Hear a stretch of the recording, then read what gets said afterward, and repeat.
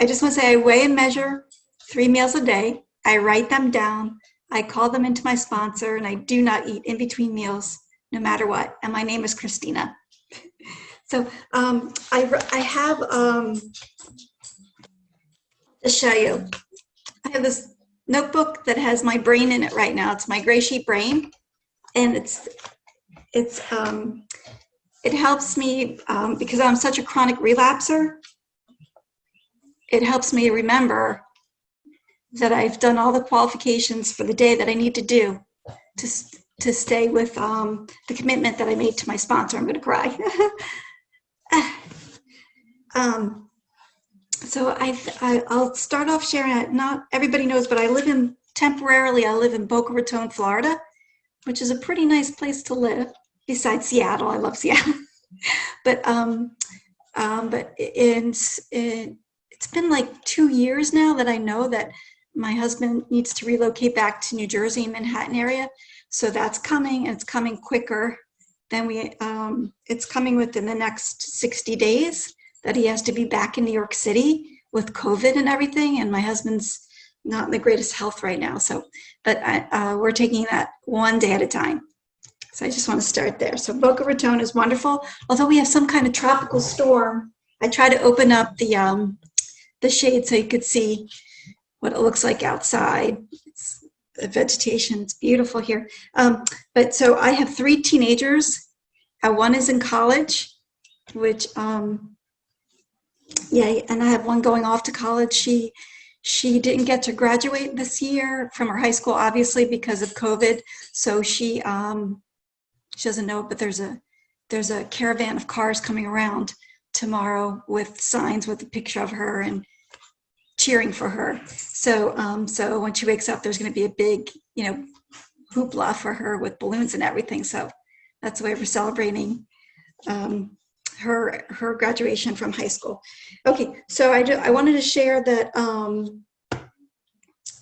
Let's see. So my husband travels a lot for business. I have 3 teenagers. I'm a stay-at-home mom for 18 years. I just recently went back to work. It's not working out too well. It's not a good fit for me. So I have a couple more days, and then it's going to be over until I can figure out maybe go back to college online or something, do something. But I'm not comfortable with the quick transition full-time and the expectations. I'm like, whoa, wait. But I want to share also that in terms of addiction, I wanted to share about my parents and my grandparents. There's just like addiction just everywhere I turn. I mean, I can't tell you I have a sister who died from addiction. She actually ended up killing herself, jumping off a bridge. She just couldn't live with herself anymore. And so I just remember like both of my grandparents, both very like driving drunk down the street. And I remember just being like 4 years old and saying, why would a grandparent get in a car and drive down the street drunk from the bar?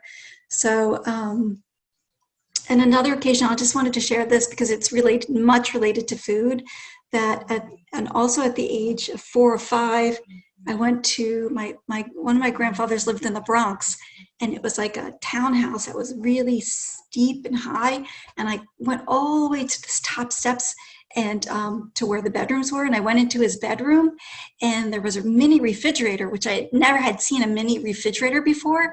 So I was so excited to open up because I thought, oh my God, I get to have like some kind of sweet, some kind of stash of food that I can get to. And I opened it up, and it was neatly lined with beer bottles, glass bottles. And oh my God, I was so ashamed. I like shut it so quickly because I knew, like, first off, I shouldn't have been looking. I shouldn't have been up there. Second of all, that was a secret. Like, who has a refrigerator filled with beer? So, yeah. So, and in terms of food, I remember I distinctly remember being in some kind of, not like a high chair, but something that my mother sat me in, and just shoveling. Like, the volume of food was very, very important to me. I needed volume at like 18 months old. I couldn't even, like I still needed a high chair or whatever it was. But I remember the volume of the food and the satisfaction that I got from that. And then I wanted to share, I shared this last time too about, I went to Catholic school from like preschool to 12th grade. And in Catholic school back in the day, in the 70s, you'd have to go to Mass every morning. And I just, somebody on this meeting reminded me of something that happened. One time I had the brilliant idea. Now, I was a very good kid. I was afraid of getting in trouble. And yeah, so I was very afraid of getting in trouble. So, but I chose to sneak behind the church bushes and not go to Mass. And what I did was I went to the corner candy store. Instead of going to Mass, I went to the candy store. And then on the way back, a teacher had caught me. So when I finally got back to school, and I guess I timed it really well, and I was very young. I timed it really well because Mass was just getting out, and then I ran in with my class. But I was called to the office, and they asked me to call my parents and tell them what I did. And I could not, because if I called my house and told them that, oh my God, it would, it wouldn't have been good. So anyway, so I was so nervous, I dialed the wrong number, and I got this older man on the phone, and I remember, and I just said, Dad, I didn't go to Mass, I went to the candy store. And then, and the guy on the phone was like, yeah, I'm sorry, you have the wrong number. And so anyway, and then he hung up on me. And then the principal was a nun, and she said to me, okay, let me talk to your dad now. And I was like, he hung up on me. And then all day I shook like nobody's business, because I thought I was going to get caught. And I didn't get caught. I was like, oh my God. So anyways, but the need to go, like, why would I need to go for sugar? There you go. So at such a young age. And then I did share this as well. At one point, I stole from a lunch box at the back of the classroom, and I got caught doing it. And then the nun called my sister, who was in a grade older than me, and she came and she lied for me and said, yeah, my mom gave us that food.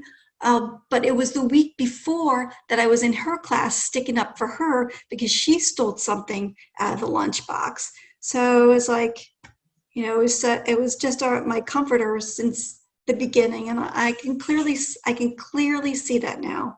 And all the time I was super, super skinny, but super strung out on food. So I was like a mixture of like really calm, but like high energy at the same time. It was just like really not in my own body, but at the same time shaking all the time from sugar. So it was just a weird combination, and I wasn't really much of a likable person. I mean, I think I had one friend, and she took me hostage, so it wasn't like we were really friends. But and then I was thinking about like 8th grade, I was introduced to alcohol, and alcohol was definitely not, alcohol was more like a, I'm going to stop this soon. Alcohol was not, I didn't know what to do with alcohol. So I drank such a volume of alcohol beyond belief that I threw up in my sleep in 8th grade. So there's the story about food, and it kept going through college. And then I'll just share that when I was pregnant with my son, I met somebody at an OA meeting that happened to be in Gray Sheet. And it was a gift, because before I went to the meeting, I was on my knees praying, saying, please, God, I need help. And then I got to the meeting early, and some wonderful person in Hamilton was there and said, basically, I could tell you what I do. And she shared with me, and it stuck in my mind for a very long time. And even though it was in my mind, it was very hard for me to accept this food addiction and to accept the food plan for a long time. So I kept coming in and out. And so what I wanted to share now about my recovery, I think I have like probably 5 minutes, right, Grania? Okay, 5 minutes. So the part of the big book, page 42, I just want to share, I've been reading with a group of beautiful souls, Drop the Rock, and something had stuck with me, the set aside prayer. I'd never heard of the set aside prayer. So, and basically it's just like set aside your thinking, Christina, because it's a little bit skewed, a lot skewed. So then, and then how can I help myself, you know, not help myself, but how can I get help from this perception that I have that I wake up with every day? And so page 42, I was looking for this page too. It says, quite as important was the discovery that spiritual principles would solve all my problems. I have since been brought into a way of life infinitely more satisfying and I hope more useful than the life I have lived before. My old manner of life was by no means a bad one, but I would not exchange it for the best moments, for its best moments, for the worst I have now. I would not go back to it, even if I could. So I always say that Grey Sheet is the Ivy League of food recovery. I think Grey Sheet's ahead of the curve in every area. I mean, everybody's on Zoom now, and I'm just like giggling because Grey Sheet introduced me to the Zoom a long time ago, right? And the same thing with the GreyNet. We've been connected and ahead of the curve, and I couldn't be more proud of the people here that follow Grey Sheet. And I think I also wanted to share about, there's little things that I do. I definitely get up in the morning and get on my knees, right? Because I just can't help myself some days. Like I've been making double phone calls lately because I was struggling with quitting my job or not. I don't want to talk about it too loud because I didn't talk about it with the kids yet. I talked with my sponsor about it first before I even talk to my husband or my kids about it. So, you know, I've got a lot of decisions to make, but I know there's one thing every morning that I do is take care of myself. And since self-care is so hard for me, this is my self-care Bible. And I know, like, even if I'm having a bad day in between here, I know that I have a group of people that care about me, that love me. And sometimes I don't love myself still. But, and I think I wanted to share about that. I'm sorry, I just want to go back because the one thing about sugar and grains that did to me was the horrible thoughts about you're not good enough. You're just like that. I can't even remember. They were so quick. My thoughts were so quick that I couldn't capture them. And they were so negative and damaging to me. But now they're gone. Now I just have to deal with basic insecurities. Like I can share basic insecurities, but that the grains, what they did to my brain was just, I was inundated with, you know, I'm surprised I didn't do what my sister did. I'm really like, I mean, if it wasn't for 12-step program, I just don't, I don't know. But anyway, so, even to the point where I had to write down, like I chop my food at lunch and dinner.